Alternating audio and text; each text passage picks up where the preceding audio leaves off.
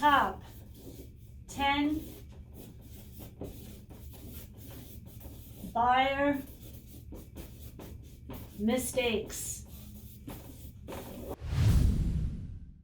Do not forget to stay until the end of this video. It'll save you a lot of time, a lot of money, and a lot of stress. Hi everyone, this is Kim from Holland Homes. I work here at Exit Realty Premier.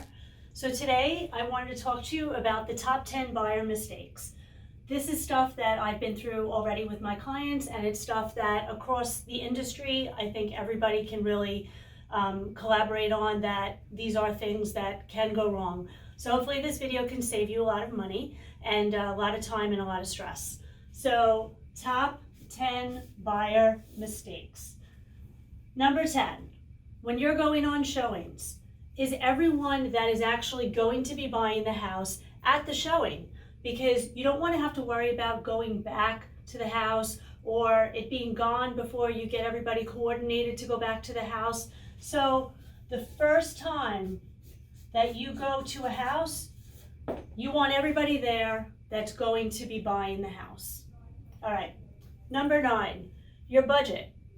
So you have a budget to buy a house.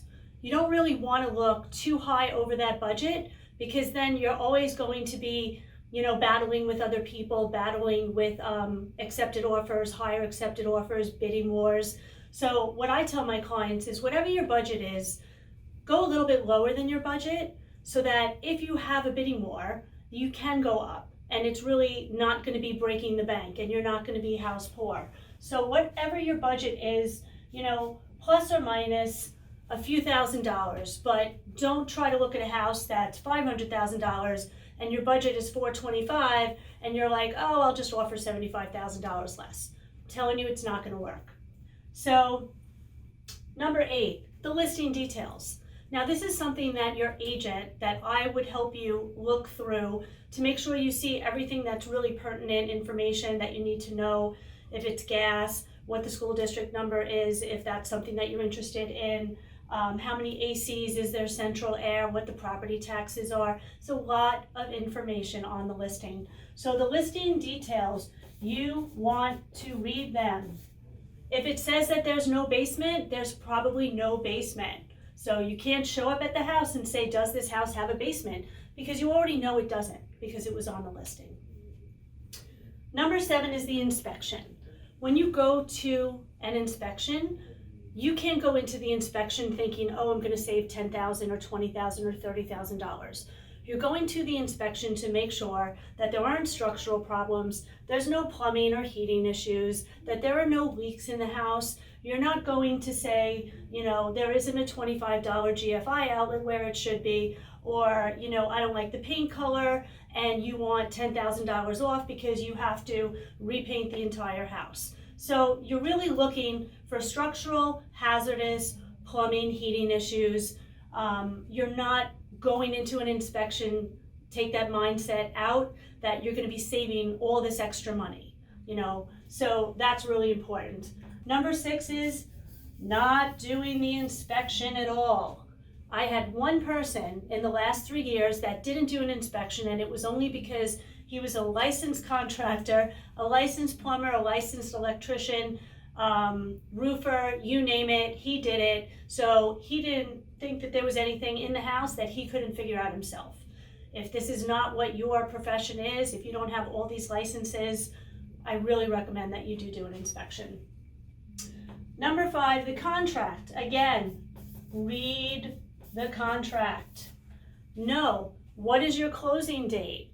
Know that you have on that closing date that's on or about, you have 30 days after that you can take, or the seller can exercise. It is your right. It is an on or about date. Are there any contingencies? Is there anything on the contract that you are responsible for, that your seller is doing, not doing? Make sure you go over the contract with your attorney. Number 4 is a survey. Now, a lot of people will ask the current seller, do you have a survey? And most of them do. Some of them are a little bit older, but can still be used. The reason why you're getting a brand new survey is really not because of anything that the seller did. And of course, you want to know what the seller did, but it's also because of encumbrances that maybe your neighbors did onto your property and your seller doesn't even know about it. So you could buy the house, not do a survey, and then find out that your neighbors put up a fence after your seller got his original survey and the fence is on your property. So you want to get a current survey. Number 3, rate locking. Okay, and let me say current survey. Okay, number 3, rate locking. You do not want to rate lock until you are almost positive that you have a clear to close, you're getting ready to close. You could even rate lock the day of the closing. It is never recommended by attorneys or myself that you rate lock. Lenders might have a different perspective depending upon what the market is doing, depending upon what your financial situation is, of where you want to be. However, when you rate lock, you do want to know that you are gambling, basically, with the date that the seller is going to close. And if your rate lock expires before you close on the house, you want to make sure that you know what the ramifications are of your rate lock expiring, and then what the process is if you don't want to pay for an extension of that rate lock, how you have to go about the whole process if it does expire. Number 2, okay, these are definitely the top 2.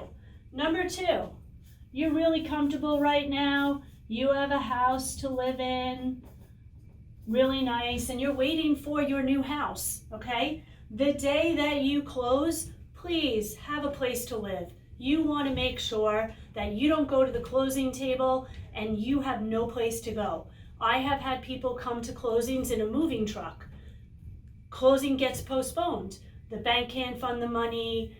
Something comes up with the seller. They got, God forbid, if they could get in an accident. I don't want to say anything bad, but life gets in the way. And if you can't close the day you're expecting to close, what are you going to do if you have no place to live? So please make sure you have a place to live the day of the closing. And lastly, number 1, the proof of funds. So when you're going to look for a house, before you start, please see a lender, get your finances together, figure out how much money you have to purchase the house, know if you're getting pre-approved by the lender, how much the taxes are that they pre-approved you on. So it's not just the number you can afford a $500,000 house.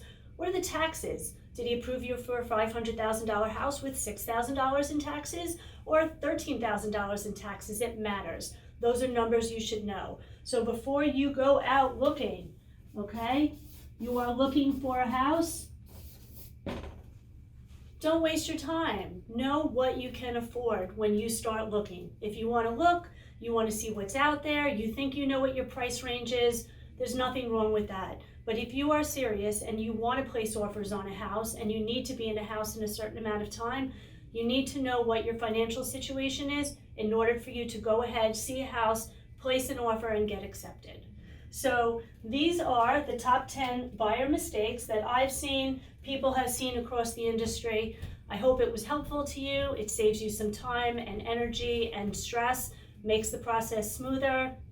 So again, this is Kim Holland Homes. Please subscribe to my YouTube channel. You can hit the alert button and you'll get notifications every single time that I have a new video come up. So I look forward to seeing you soon, and thank you so much for coming back and watching.